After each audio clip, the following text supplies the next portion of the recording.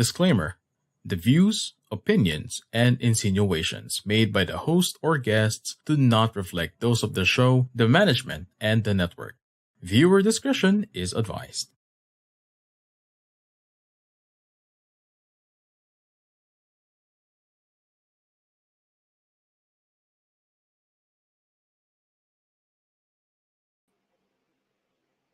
Hello everyone! Safety morning! This is Life Coach Lyn Garcia, your program host. I am a former volunteer for 10 years and now a coaching entrepreneur. And by profession, I am a registered electrical engineer, a duly accredited occupational safety and health practitioner, an ISO 45001 lead auditor, and as a safety coach, I am on a mission of helping individuals who have lost track and disconnected of the real value of protection that begins with themselves. And I provide them emotional care and protection from physical and psychological hazards so that they can feel safe to work at their best. I am also a Master Builder Apprentice of Master Coach A, and we build tribes as we help your unstoppable dream come true. And as a tribe builder po, ako po yung founder and creator of Say Yes to the Unknown coaching community, where I help people who are experiencing transformational dilemma, and I help them to bravely say yes to whatever is unknown so they can minimize living with regrets in life. And my unstoppable dream po is to create a psychologically safe working environment, and that the Philippines will be known in terms of an effective implementation of occupational safety and health, and hindi lang po ito about compliance. And now you are joining me today for PPE for Life here in our new digital space, Think Talk Broadcast. And Think Talk Broadcast is the flagship community project of the speakers of Coaching Think Talk from Life Coach Philippines and members of Coach A coaching community. And our mission here is to get closer to our kindred and serve better our coaching tribe. And we envision being the go-to network for the content that connects the mind, the heart, and the soul through the platform of life coaching. So this is us in the Philippines, advancing coaching as an art, a science, a lifestyle, a profession, and as a business. And your one coaching thought for today is good name. Okay, so type in the chat box po or in the comment section, good name. So there is power with a good name, but it comes with responsibility. We'll be back shortly.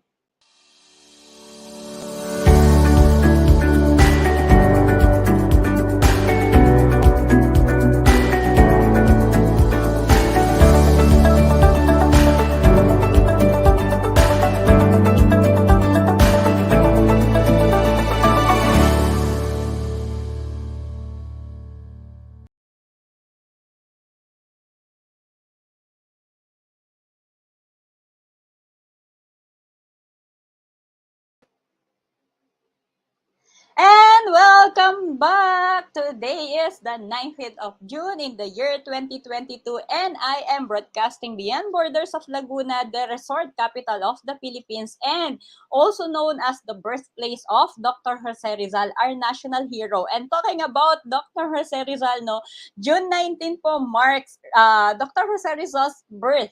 And today po, hindi lang po yung birth po niya, no, syempre, special day din po ngayon kasi ano po yung sineselebrate natin? Yes, ayan. Comment nyo lang po. Today din po is Father's Day. So, tag, mention, greet nyo po yung mga dads natin, tatay natin, tito natin, or any person po, no, na sa tingin nyo po sila po yung father figure in your life. So, send them a message, a gratitude, and any greetings po, no? And yan, tag nyo po dito sila sa comment section and invite them to watch na rin po, no? Kasi po yung guest ko po today ay, ayan, is din po siyang father. And you are joining me for the live streaming of PPE for Life, and this program is created for the coaching conversation on safety and protection for us professionals. And if you are that one person who used to serving a company in areas of safety, protection, and you are not getting the protection that you both need po sa workplace po or at home, then this show is for you. And yun, pagka sinabi din po natin na OSH professionals, hindi po ito exclusive, no, na ang kailangan mo pong title ay safety officer ka, or ito po ang pinaka title na meron ka or role in the workplace. So if you're that one person, no, na iba yung title mo pero yung pinaka work mo is talking about safety and protection po in the workplace, yan, para din po ito sa inyo. And my guest for today is from Quezon City. He is an occupational health specialist with in-depth experience in safety. And siya po, no, he has been working overseas since the year 2000 and mostly in the oil and gas industries. And ang ganda ng experience niya kasi yung experience niya, no, hindi lang po dito sa Philippines, and he gained his worldwide experience by working in different facilities, whether onshore or offshore. And he has been certified internationally by passing the National Board for Occupational Safety and Health, or yung mas kilala po natin sa NEBOSH, no? So everyone, help me welcome po my guest. Ayan, pa-emoji po, pa-reaction, pa-welcome, hi, hello, no? So pa-GIF din po. So welcome po natin si Doc Orly, or yung guest ko po ngayon is si Dr. Orlando Diaz. Ayan, hello Doc, good morning and happy Father's Day po. Welcome po sa PPE for Life. Hello everyone, my name is Dr. Orlando Diaz. I'm the guest of Coach Lyn regarding the PPE for Life. So I'm very delighted that I'll be here with you today to give you some insights about safety and my line of work. Yes, ayan.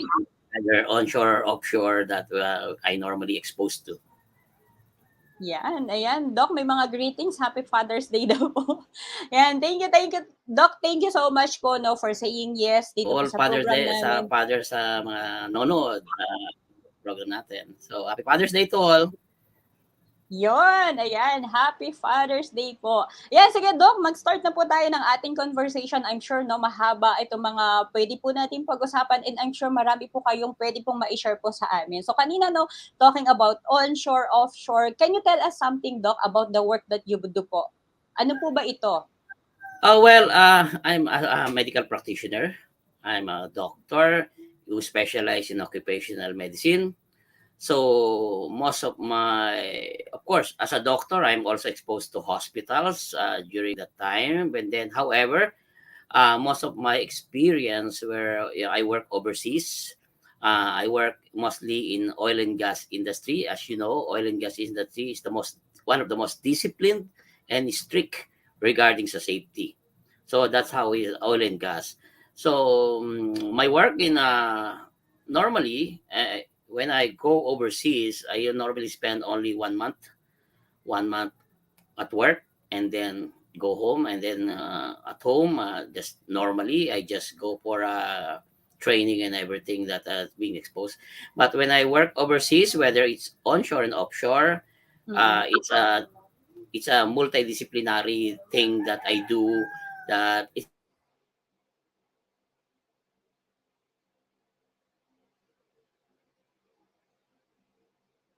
Sige, ayan. Parang medyo naputol po si Doc, no? So, ayan, everyone, again, so yung guest ko po today is si Doc Diaz po, no? Orlando Diaz, or also known as Doc Orly.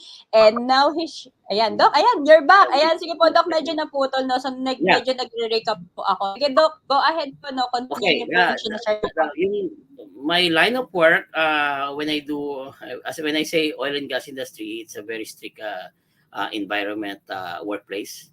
So everything should be followed regarding sa work namin. And of course, as a doctor overseas, whether onshore and offshore, I'm working closely with the safety officer. Partner kami niyan eh. So of course, we have a boss that we normally report to. Nandoon pa din yung the confidentiality regarding the health. But the safety officer is the one, everything that is involved, anything that is work related, whether it is illness or injuries, it should be reported. And internationally, there is a lot of other facilities that we need to be compliant with.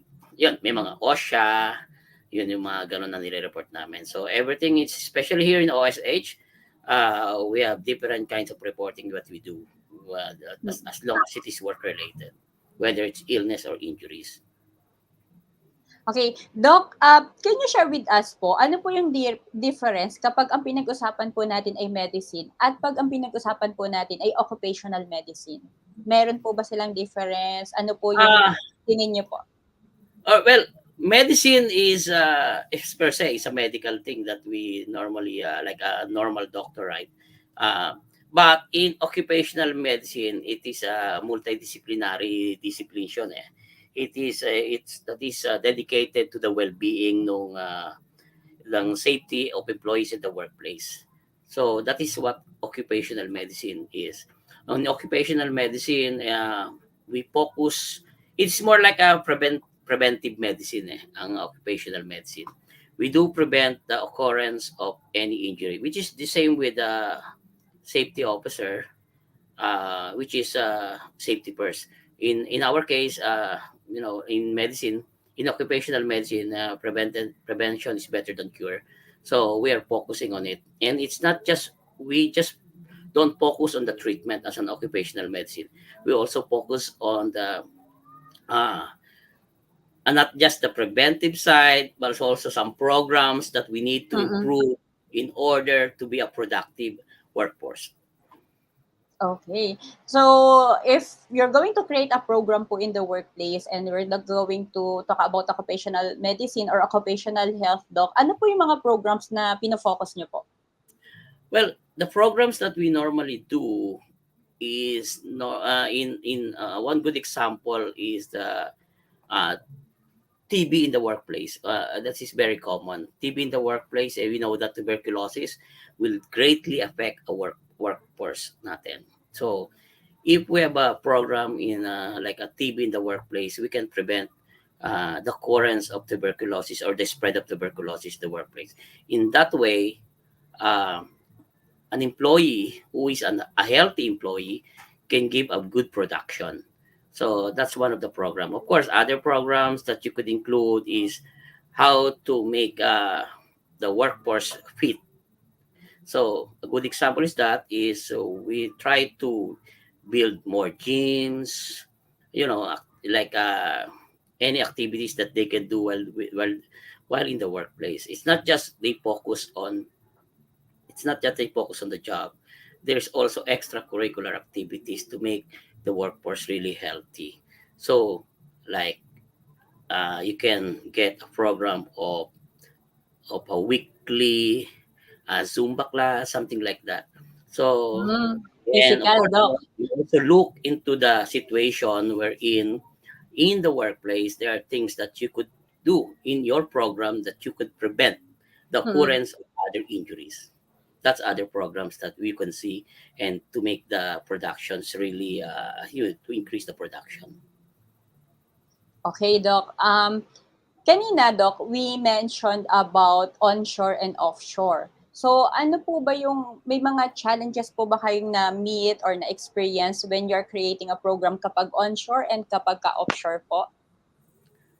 Well, in onshore, when we mean onshore, we have to explain first the difference between onshore and Okay offshore. po. Onshore is you are on the land, you are working on the land. So you are connected to a land, like you are working in a land. Like unlike in offshore, you're in the middle of the sea. So there's not much difference between it because when we work onshore, whether it's onshore or offshore, you are separated from the family. That's a problem with working in oil and gas industry. However, in onshore, you can go around. Every week you can go in different areas, going to a mall.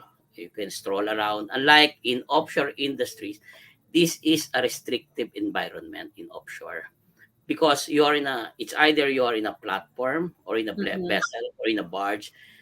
That is, you have a restrictive environment that you cannot go around. Mm-hmm. The only thing is that you are in the middle of the sea, so you have to create an atmosphere uh, that will not make the workforce, suffer homesickness.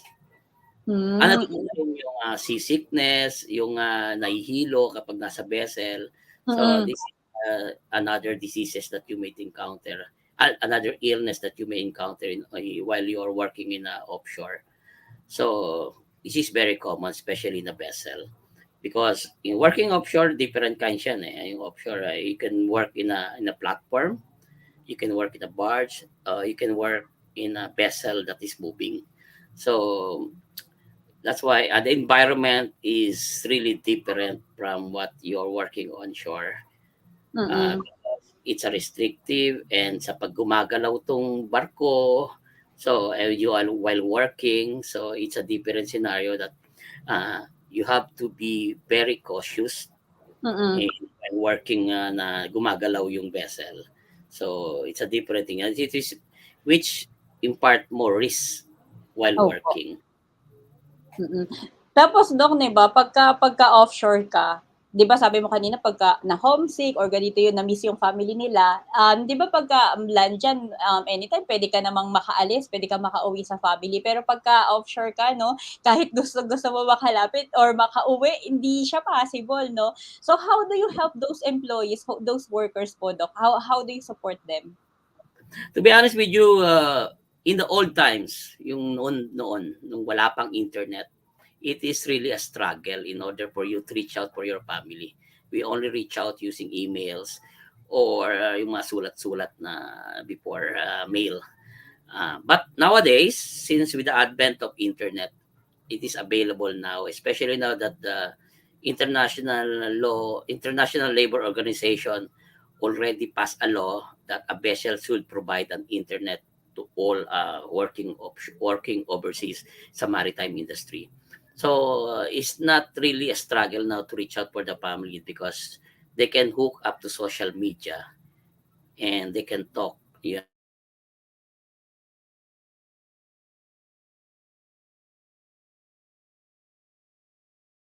So however, even though with the advent of the internet, naroon pa din yung yung gusto mo pa rin makasama yung pamilya mo. That's why in offshore, there's a limit.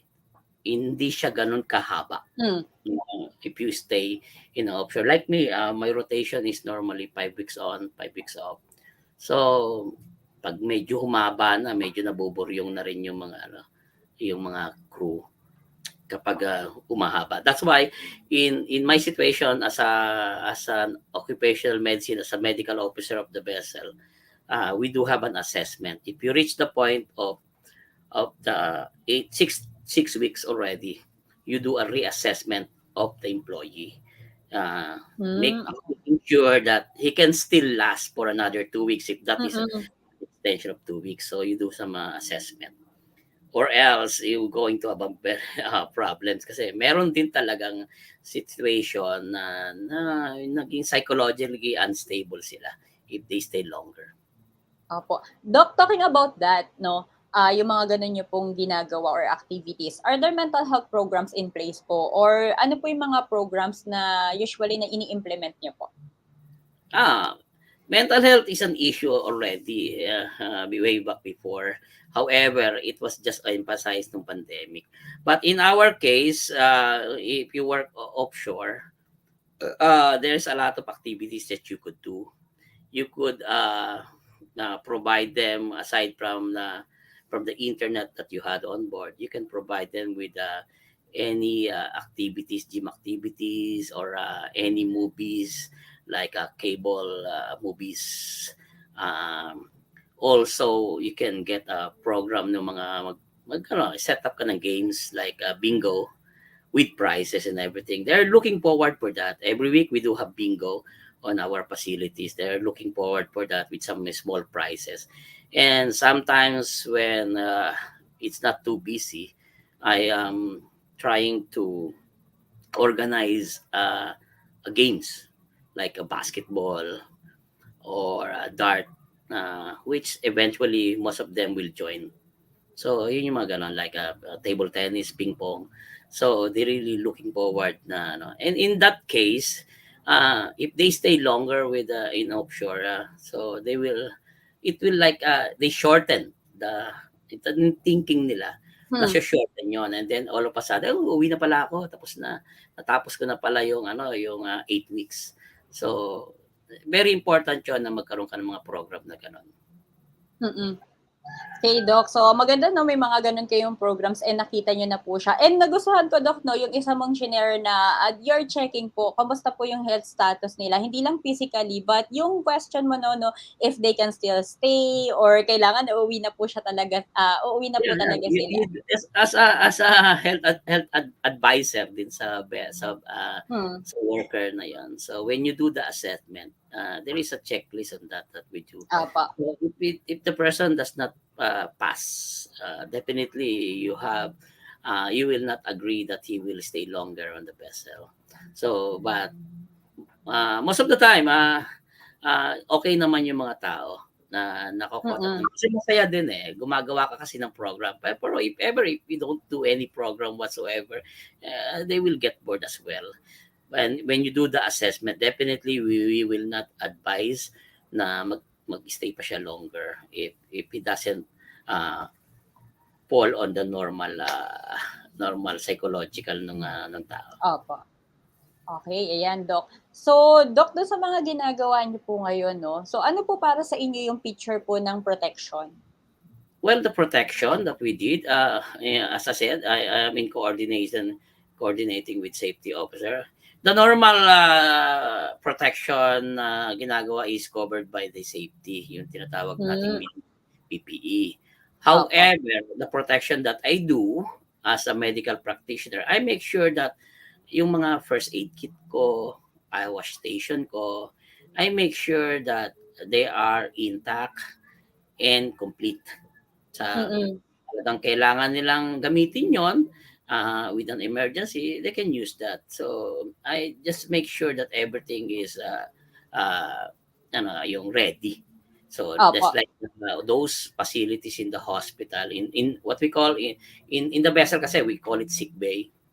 So I make sure that the sick bay or the hospital on the vessel is up to date. Yung everything that all the equipments are readily available when you need that. So that's one protection that you offer to them. Because as I said, the one that is being worn or yung sinosot ng mga crew, it is covered by the safety officer. So in my case, as a health or medical officer nila, I also have a job to make sure na ayos yung mga equipments ko. Yun yung of course, one way na ginagawa namin is make sure that siyempre may food, di ba? We are providing food for the crew. I make sure that all the food that is being served are healthy. They are in fresh na talagang dinideliver doon. So we are the one the one who's checking it when it's being delivered. And I make sure that all these supplies that we have, especially in dry store, they are up to date and walang expired. So this is the protection that I do.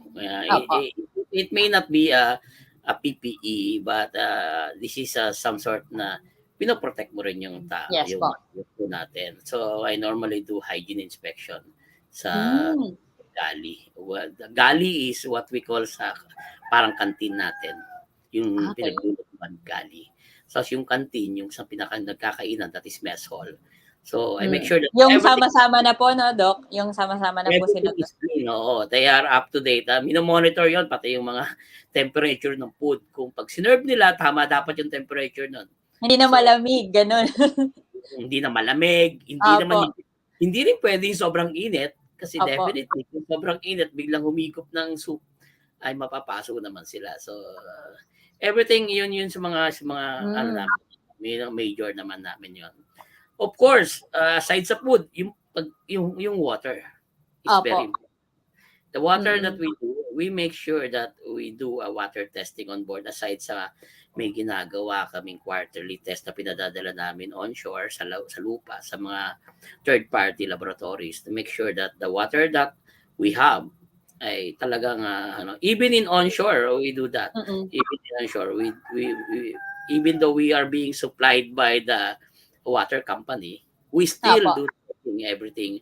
So lahat 'yon talagang realistic in everything. sa food preparation nung sa vessel at Galing, sa no? mga medical equipments. So yan, Doc, kasama na din po siya dun sa mga programs niyo po, no? Dun sa mga, yung checklist din, nakalagay din Yeah, siya kung ano yung may, mga may dapat niyo routine. po i-check. Mayroon routine kami na Mm-mm. weekly, mayroon routine daily, may Mm. ginagawa kami, may monthly, tapos mayroon din quarterly.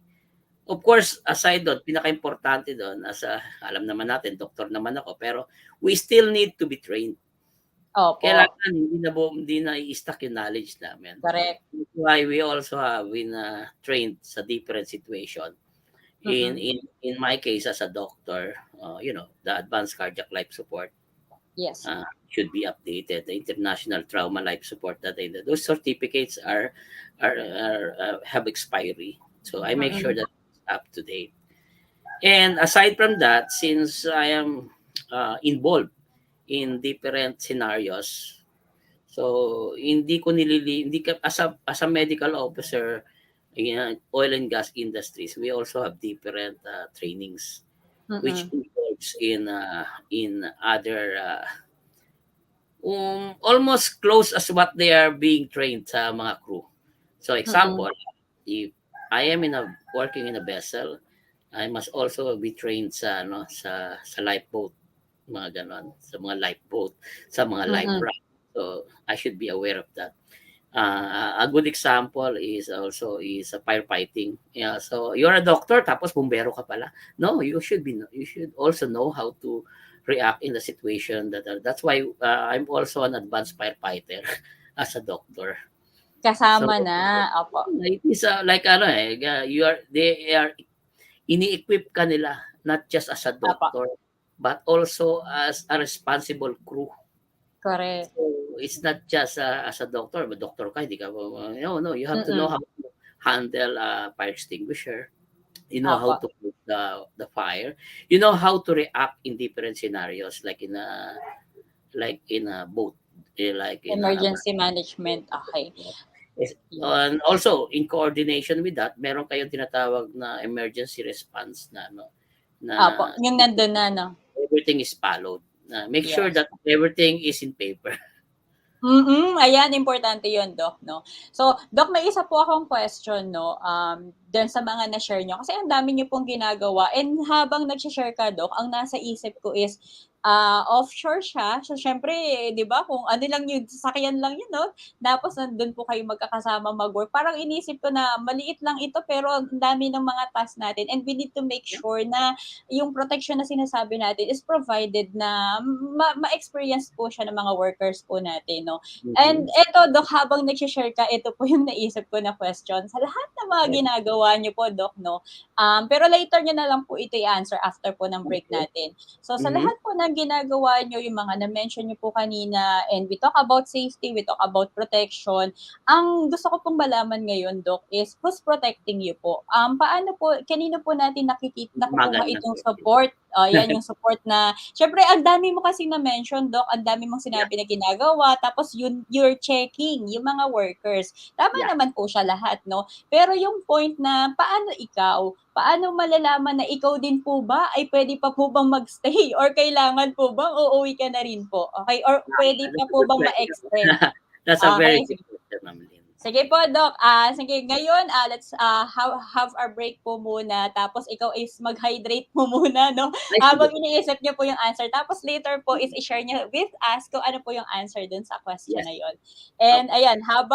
habang bago po mag-break, no? So for everyone, since ito pong segment natin is PPE for life, yung PPE that we're going to feature po today or this week po is eto, sana kita lang po siya, no? So ito po ay isolation gown, okay? So since ayan, si Doc po ay si Doc ay isang doktor, no?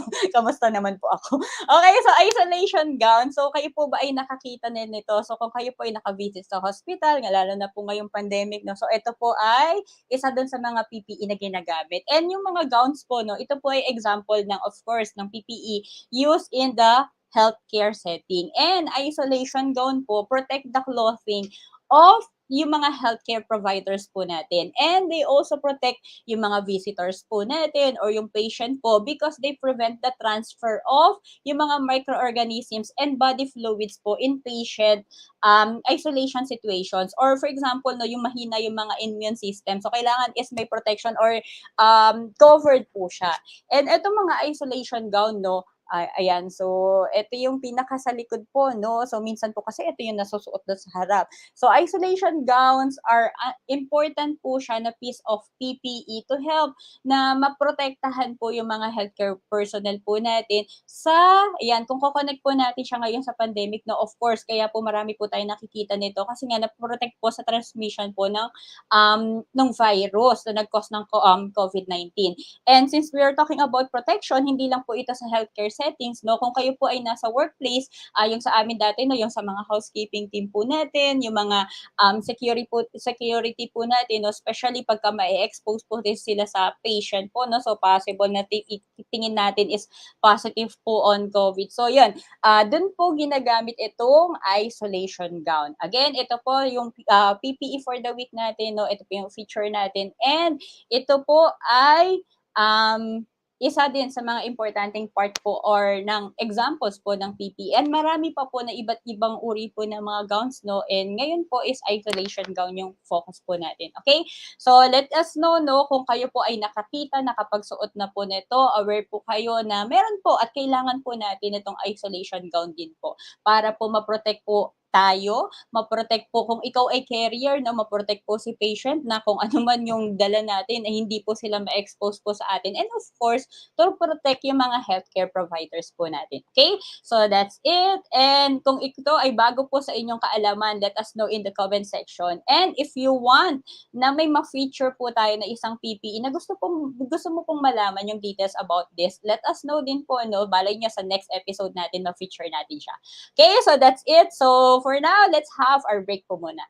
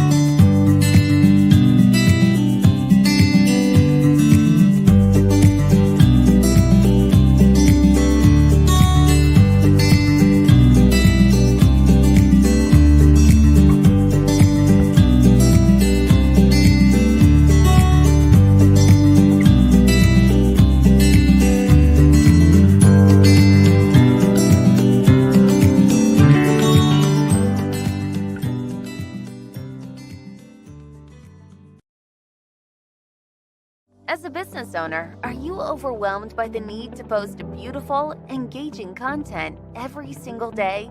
Are you left wondering what to write? Tired of scrolling through stock photos that all start to look the same? Confused by complicated graphic design programs? Rise Up Creatives is here to help. Each month, we give you everything you need to create 31 days of social media content in just 5 minutes a day. Customizable captions, curated lifestyle photos, a drag-and-drop graphic design tool, and the ability to post directly to your social media accounts. No one else empowers you with these 4 resources all in one place. Each month, we help you plan your social media calendar by providing you with 31 image themes and customizable captions so you can quickly and easily create engaging content and grow your following. Simply select the image that works best for your feed or story. Then, copy the caption and customize it to fit your audience. 5 minutes a day. It's that quick. Plus, you'll absolutely love our drag-and-drop graphic design tool. Start from scratch or choose one of our beautiful templates to fit your unique brand. When you're ready to export your design, you can download, email, or post directly to your social media accounts. Here's the truth.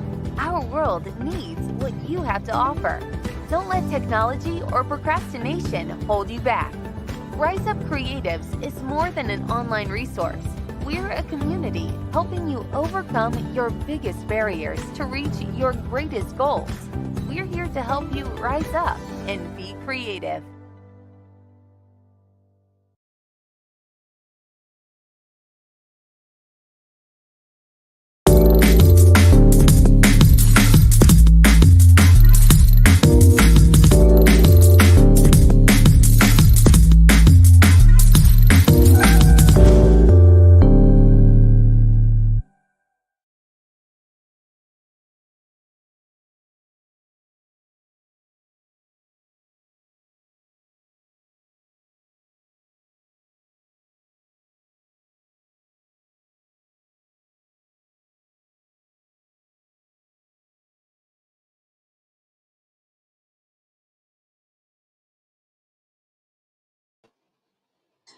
And we are back for the second part of our 10th broadcast of PPE for Life, brought to you by DCAP Coffee Republic, the coaching hub of Life Coach Philippines, our home as certified CACC Life Coaches. And meet our coaching tribe at DCAP Coffee Republic, located at Pioneer Center Compound along Pioneer Road, corner Brixton and United States Capitolio, Pasig City.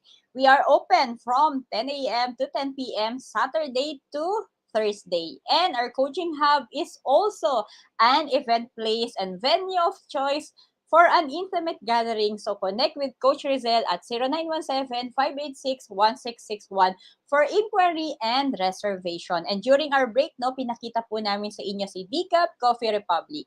And starting po no, nung last June 1, 2022, face-to-face daily event is back at DCAP Coffee Republic. And ito, as you can see here dito sa screen, you can take a screenshot of this po para hindi nyo rin po ma-miss yung mga programs po na meron kami. So we invite you to join. So yung first is the Comfy Sunday, Sundays for Life with Coach Sean. Ayan. So next is we have Nurturing Monday. So walk along with Coach Tin. And usapang purpose naman po, Purpose Tuesday, a way in a day with Coach Rizel. And it's all about habits with Master Coach Hasmin. So yan naman po ay Growth Wednesday. And eto naman, yung next natin is Coaching for the Soul with Master Coach A. Of course, yan po ay Strengthening Thursday. And yan, wala po kami ng Friday, no? Kasi si Dika po ay naka-rest po ng Friday. So, Saturday po, like kagabi, no?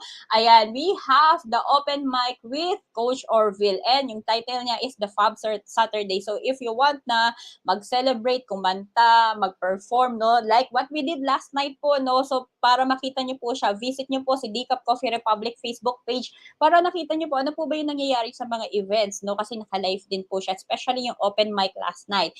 And next po, no? So, ngayon po ay Sunday. So, tonight ay kung free po tayo, no? Wala po tayong naka-schedule ngayon or kahit may meeting ka, dalhin niyo po sila sa DCAP so you can experience po yung conversation about life. So, ang makakasama niyo po tonight is si Coach Sean for, of course, ayan, Comfy Sunday. Okay?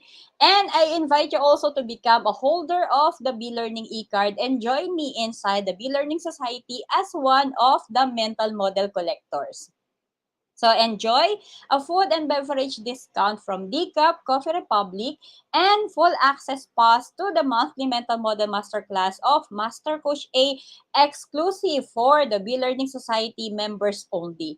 And ano pa yung perks natin, no? So, benefit from the 90-minute free coaching session with senior coaches from Life Coach Philippines. So, ayan, save the date. Take a screenshot na rin po ng nakikita nyo sa screen, no? Save the date on June 26 at 7:30 p.m. for Knowledge Mining Mental Model Masterclass and learn how to navigate through the platinum age of knowledge for growth and profit. And you will also discover how to productively mine for knowledge by mastering 2 powerful skills. And as a bonus, this Mental Model Masterclass will feature research hacks that will truly benefit both the lifelong learners and of course, the students of today.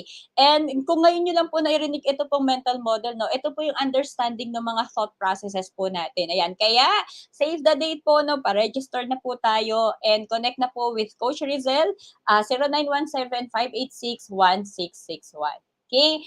And TikTok broadcast is powered by Rise Up Creatives Worldwide, your social commerce turnkey solution provider in the new digital landscape. So visit www.riseupcreatives.com to learn the benefits of lifetime members like me, which includes the ability to create valuable and engaging social media content with original lifestyle photos in just 5 minutes. Again, in just 5 minutes, no, may content ka na, may caption, may picture. And syempre, hindi lang po siya basta caption and picture. Ito po is yung message that you want to share. So, rise up and be creative now. Okay, yun. So, again, maraming salamat po for joining us today, no? For being with us. So ayan, bago ko po tawagin ulit yung guest ko, i-greet ko lang po ayan, Coach Lyn, ayan, thank you for your support. Master Coach Hasmin, thank you for joining. Bridget, hello, na-miss ka na namin, no? And Coach Rizel, hello. So maraming salamat po for joining us. Coach Norse, ayan. And ngayon po, no, kanina yan, may naiwan akong message doon sa guest ko. And syempre, pinag-uusapan namin ngayon is about occupational safety and health onshore and offshore. So, welcome back po, Doc Orly. Hello po. Ayan, hello. Hello. Sige po, Doc. Before Yan. I answer yung question ni Ma'am Lyn regarding who is the one who is taking care of me, if ever ako naman yung will be na magkasakit or ako naman yung magka-problema sa work. Well, before I answer that, so working as a doctor sa facilities like in oil and gas industry, that's the big challenge because you are alone. The big difference in working as a doctor in the hospital, in hospital, you have everything in hand na you can easily reach ba. So you have doctors, you have your nurses, you have all the help you could get. You have the laboratories and everything that could support you. In like in working alone in the facilities, whether onshore and offshore, you're alone. However, going back to the question, who is the one who is taking care of me if ever ako naman yung magkaroon ng sakit o magkaroon problema? Well, what we do in working in a oil and gas industry, we do have a first aid team. We train them. Although most of the crew, most of the employees there are trained first aider. However, you have to give them more knowledge because the one that they learn in first aid is very basic. So Yes, what we do is I have normally in a facilities I do a uh, weekly training for my first aid team. You have a team that will really help you. You have to create a team in order for you to get some help. Or in case there is a scenario there like when we had a U.S. Coast Guard vessel, U.S. Coast Guard visit us. There is a question there. I am the one who is the patient, who is the injured person. So that was we prepared ourselves that if I am become the injured person, someone should be in charge. So one of the member of the my first aid team is the one in charge if ever ako yung maging pasyente. Aside from that, aside from my first aid team, we also have this topside support. The topside support are the doctors where you can call. So if ever you Saan are po siya na, Doc? Nandun din po sa area or outside na po wala sila? siya sa area. Actually, it is a 24-hour help that you could get. It is provided by the company. Parang ano siya, Doc, yung telemedicine? Parang ganun Yes, po? it's a telemedicine. I'm a doctor already. If you are not sure, if ever there is an illness that you are not sure what we can do or medyo kinapush yung knowledge mo as a doctor, you can go for a telemedicine. It's a 24-hour support from us. Or kung ako naman yun magkasakit, that talagang I can even call them. As I said, it's very limited ang supplies and pati mga magagawa namin. But if worse come to worse, there is a helicopter that you could call that they will send if ever you badly needed a helicopter. Okay. So if in case the worst is kung ako yung maging major illness or major injury, so of course a helicopter you can the one in charge can call a help sa outside and then they will send helicopter. So that's the easiest that I could think na pwedeng ano sa akin, support me if ever ako naman yung magkasakit.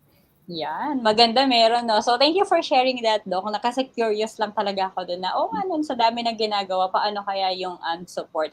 And maganda pong i-highlight yung na-mention niyo po kanina, no? Kahit doctor na po kayo, syempre, kailangan pa rin po natin ng doctor kasi hindi naman pwede na tayo din po yung mag-a-assess or maggagamot sa sarili natin, no? Not possible po siya. And maganda na may ganun pong kayong program. Okay, so, Doc, let's move po dun sa isang part po natin, no? Which is yung Okay. na-mention ko po sa inyo kanina, na may mga photos po dito. So, pwedeng yung iba po dito is na-connect nyo na po sa mga na-share nyo po kanina. So, we have 3 photos, Doc, no? So, Go once ahead. na-flash po siya, so tell us something about the photo, no? So, kung may message po kayo na naalala about dun sa picture na yon. And kung nakikilala nyo pa po yung mga nandun, you can introduce with us kung sino-sino po sila. Ready ka na, Doc? Ready po, Ma'am Lyn. Ayan, ready na. Sige po, Master E, yung first photo po natin. Yan. Sige po, Doc. Ano po itong picture na ito? Philippine Car. Okay. Parang ako yan. Actually, I am the one in yellow. The 20th Major Convention. That is our convention regarding Philippine College of Occupational Medicine. I'm a diplomate on that organization. As you can see, we have that convention. I think it happened in Cebu City. We have a convention in Cebu City during that time. So most of the person there, some of them are a member of the Quezon City chapter of the Philippine College of Occupational Medicine. Some of them are my classmate, the one in and a president. Most of them are the big time or the officers of the Philippine College of Medicine. So I'm a member of that organization. Okay. Ito yung Doc, yung na-mention mo kanina na kailangan pa rin mag-train, kailangan pa rin mag-aral, kailangan pa rin mag-connect para po ma-enhance pa rin po yung knowledge as doctor. Okay, sige po, Doc. Thank you. Yes, all doctors have convention, not just as an occupational medicine. All the different societies, all the different specialties have different conventions that we normally do. It's either twice per year or once per year. Apo. And Doc, ito po yung si PICOM yata, no? Ito yung, nung nag-start yung pandemic, di ba marami po silang mga webinars. I remember lagi ako nakaka-attend ng mga Zoom webinar po nila kasi night naman po yung schedule. Tapos pag may nakita akong invitation, kaya naman sa schedule, or minsan kahit may kasabay, no? Since online, mabilis naman po siya maka-attend. So, dito ko nakita yung mga about sa COVID, yung mga information po doon. So, malaki pong natutulong nung ginagawa po nitong or organization po ba siya? It's a society. Ayan, society. Okay. Philippine College of Occupational Medicine is a society na connected sa Philippine Medical Association. Ang ano namin is mother is a Philippine Medical Association. And all different specialty, like ako, yung specialty ko is occupational medicine, occupational health ako. So, I belong to PICOM. So, ito naman po ay Philippine Pediatric Society na connected din sa PMA. So, different society have different specialties, have different societies. Okay, ayan. Thank you po, Doc. Sige, move po tayo sa second picture po natin. Okay, that's my son. Of course. Ano po yan, Doc? That's my Pwede son. niyo po bang pakilala sa amin si son niyo po? Ano pong name niya po? I only have one child. His name is Exen, EXEN. He is currently a grade 11 student. So malaki na. He's just small during that time. So we traveled during that time. Of course, when I work overseas, I don't see them as often for a month. And then I make sure that I make up sa family ko sa mga na-lost kong time na to be with them. So once in a while, we travel and make sure that may bonding kami. Yes, ayan. Since ngayon po, Doc, no, Father's Day din naman. Ayan, i-highlight na po natin. So as father po, Doc, how do you provide protection for your family and for Exen po? Okay, for the family, definitely financially, it's the main goal naman ng isang father. You should as a good provider, di ba? Financially dapat. So of course, Mm-mm. in order to protect them, so we do have some health card na if ever magkasakit sila, at least meron silang health card na they can turn na hindi ako magwo-worry doon nasa abroad ako tapos magkakasakit sila. So Mm-mm. that's one protection that I provide to them. Tapos security, syempre, na kapag yung magandang you provide a good peaceful environment for them na while you are away. So yun as a father talaga very important yung security ng family. Apo. So that's one reason. But the majority syempre financial and I make sure that Mm-mm. na kung nandiyan naman ako sa Pilipinas ay funding talaga. Yan, sige po, thank you po, Doc. And last photo po natin, yung third picture po natin. Oh, that's a good picture of my family. That's my wife and together with my son during that we attended ano yan yata kasal.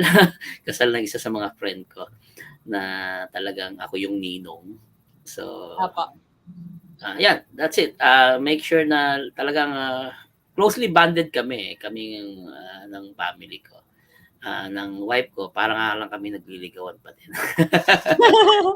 Up to now, talagang yun, very sweet naman siya, very sweet naman ako. Tapos, Yes. yun, as a provider, siya naman, she makes sure na yung kinikita ko ay hindi naman napupunta sa wala. So, medyo strict sa pera yung misis ko. That's financially ganun siya ka-strict. And my son, of course, sa son, I make sure na napalaki ko siya ng tama. Which I think I did. Napakabait na bata po. Yes. Nagpa-share pa ng room, no? Mm. Doc, ito po, dito sa picture na ito, no, ngayon na nakikita mo siya, kanina we talk about protection. Ngayon naman, Doc, ano yung picture na safety na gusto mong maibigay po sa kanila? Safety, okay. To be honest with you, ang son ko kasi is sa safety kasi we are talking about safety. Mm-mm. Nowadays kasi nung time na medyo delikado yung mga bata kapag lumalabas, di ba? Kapag yung pwedeng makidnap, pwedeng atake na laban. So, yun yung isa sa mga natin fear natin na kung ano may mangyari sa pamilya natin, di ba? So, kaya yung anak ko, pinag-aral ko ng martial arts yan. Mm. So, talagang I would say na kaya niya ng protection ng sarili niya. Napakagaling. Yung wife ko naman, since dati hindi siya marunong mag-drive, so lagi niya sinasabi, diyan ka naman, you're there to drive for me. Ganun. No, hindi dapat. Because kasi ang sasakyan is one form of protection yan because you are not exposed. So ngayon magaling na siya mag-drive. Wow. Drive sa akin. So siguro I would say na that's one goal na nagawa ko na para ma-protectionan siya. Yung wife ko, she needs to learn how to drive.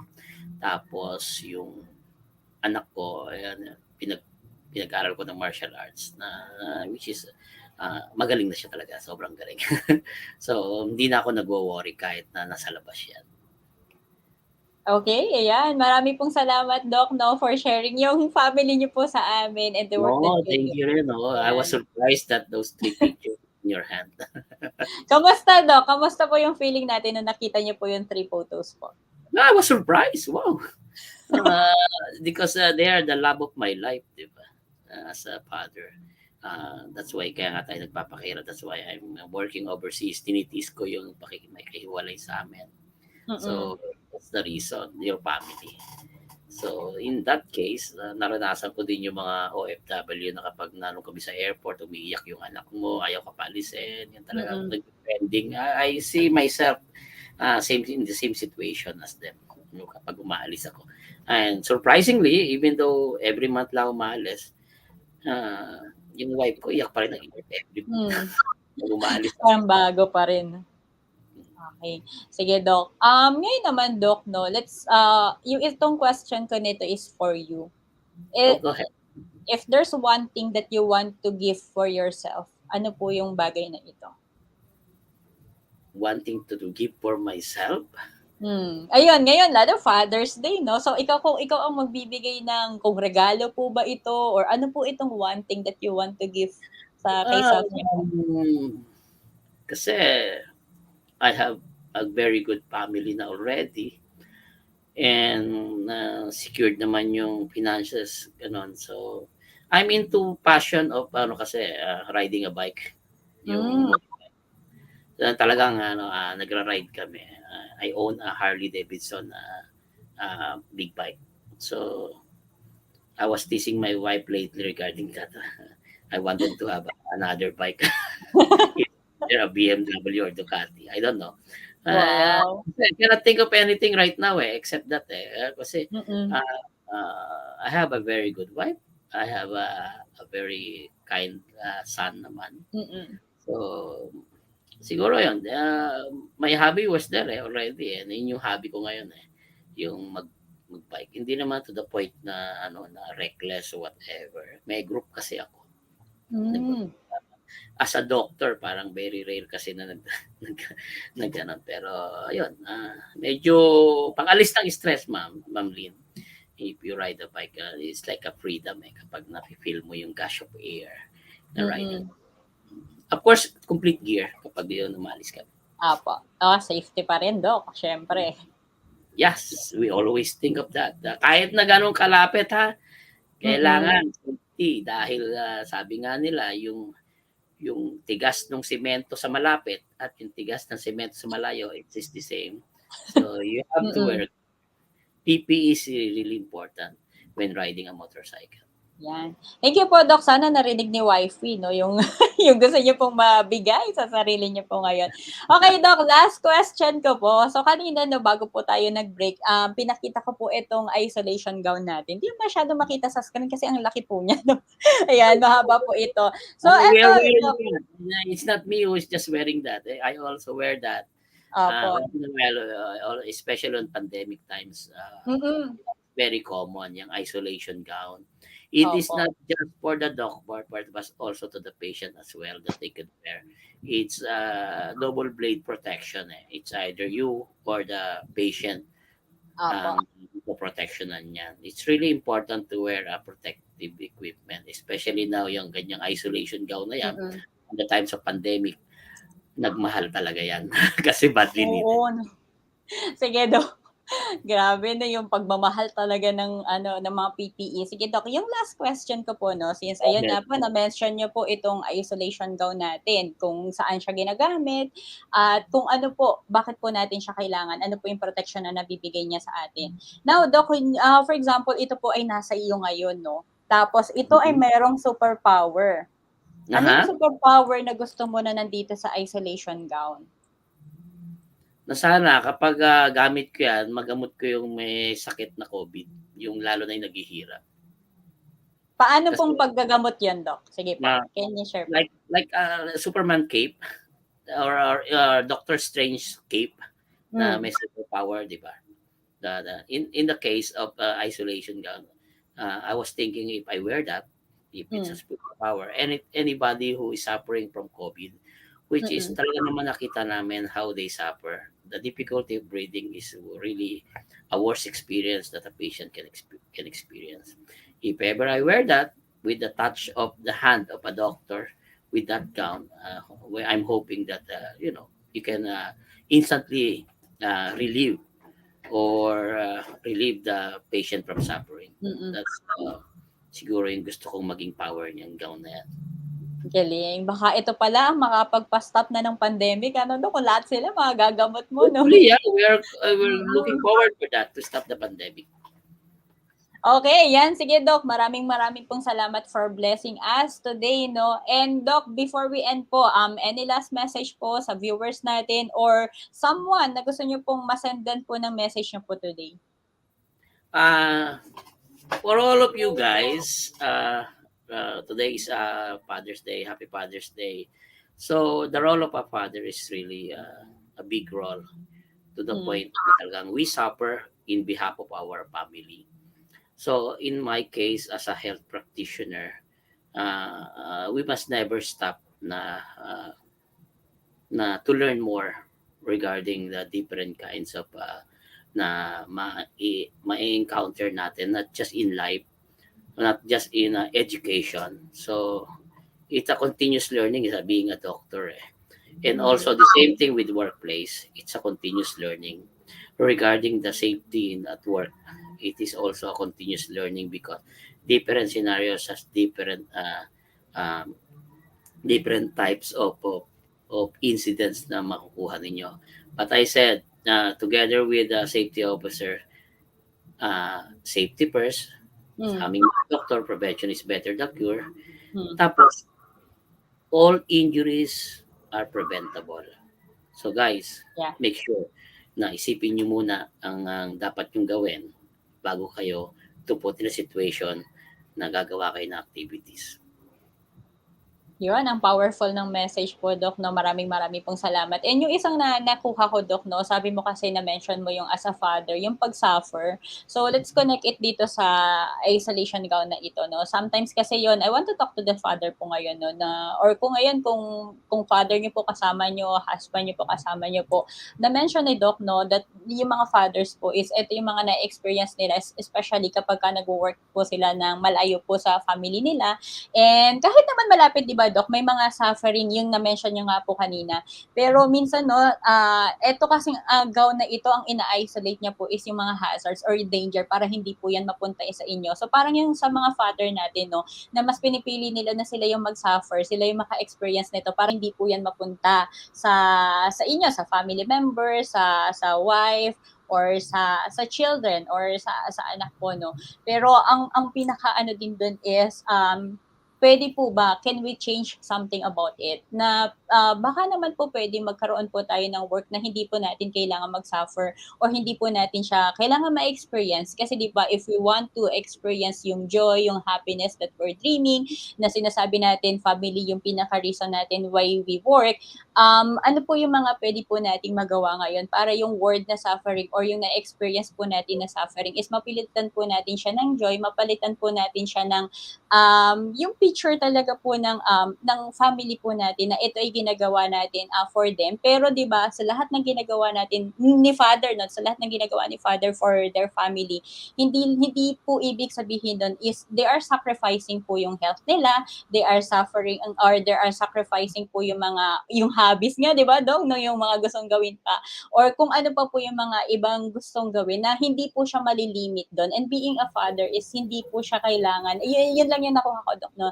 na may ano to, may isuffer tayo or maka-experience po natin ito kapalit ng joy. Baka naman po possible na wala naman siyang kapalit, na lahat tayo is mag-enjoy, lahat tayo joy yung ma-experience natin. And kung ito ay gagamitin natin, no, kung usapang isolation po yan, no, ano po yung mga kailangan po natin na i-isolate na or tanggalin or i-limit po, no, para po hindi din po natin siya ma-spread po dun sa mga kasama natin and magkaroon po tayo ng harmonious or magandang relationship po. Okay, so Doc, ayan, maraming salamat po for blessing us today. Maraming salamat po sa messages nyo, Doc, no. Ang dami pa nating pwedeng i-unpack, no. And hopefully magkausap pa po ulit tayo, Doc. Kahit hindi lang po dito sa episode na ito. So ayan, and for everyone, thank you po for joining us. And Doc, thank you. Maraming salamat. Sobrang na-bless po kami. So, ayan, wait nyo lang po ako, Doc, sa backstage po. Okay? And everyone, no, maraming salamat po for supporting PPE for Life. And whether you are joining us live or watching on a replay po, please do comment, comment lang po ako. Ayan, may nakita po ako, Coach Glacy. Hello, ayan, nasa YouTube po siya ngayon. Share your comments po, insights, whatever learning na nakuha nyo po, especially po sa mga na-share po ni Doc Orly ngayon, no? Ang dami natin pwedeng ma-unpack doon, no? And you can also circulate the link of this video. And please, ayan, don't keep us a secret. If you are blessed by this program, by the message you heard this morning, so ayan, share nyo lang po siya. And yan, yung next invitation ko po, no, if you are interested to embark on a journey of becoming a professional certified life coach like me, Master Coach A offers actively co-create life coach certification program with CPD accreditation and 40 credit units. So si life coaching po, no, ito po ay 21st century learning experience that is empowering professionals to enhance their skills in multiple domains, thereby increasing their relevance in an increasing complex workplace, and dynamic business environment.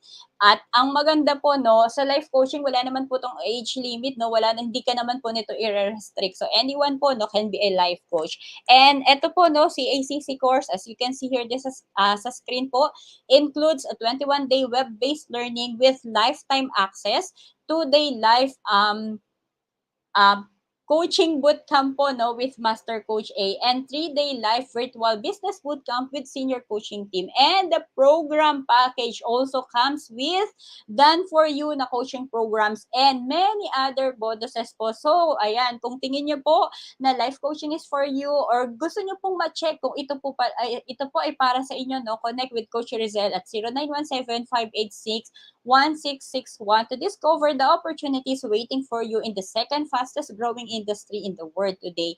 And kahapon po, no, kasi na I mentioned na nasa Dika po ako kahapon. One of the reasons why nasa Dika po ako kasi kahapon po nag-start yung isa po, no, sa yung certification program, ito po ay special class for mission cadet. So nag-attend po ako noon, so June 18, and then yung next part po niya ay June 25. So if you want to be a life coach po katulad namin, follow niyo po Life Coach Philippines Facebook page para makita niyo po yung mga announcement for July na schedule po na certification. Okay? And also connect again po kay Coach Rizel 0917-586-1661 for more information. Okay? And I invite you to watch the other shows hosted here at Think Talk Broadcast. So please follow, subscribe, and engage in our social media accounts at ThinkTalk_TV on Twitter and Instagram, and Think-Talk Broadcast on YouTube. And don't forget to give us your review. And for partnership and collaboration, please connect with Coach Rizel at 0917-586-1661. And ayan po, see you in the next episode of PPE for Life on June 26, 2022. Live here at the TikTok broadcast. So, ayan, patuloy po tayo mag-ingat at manatiling ligtas. This is us in the Philippines, broadcasting beyond borders and advancing life coaching worldwide. So, love, bam, boom, love, bam, boom, love, bam, boom. So, coaches like us, think and talk like this. Bye, everyone!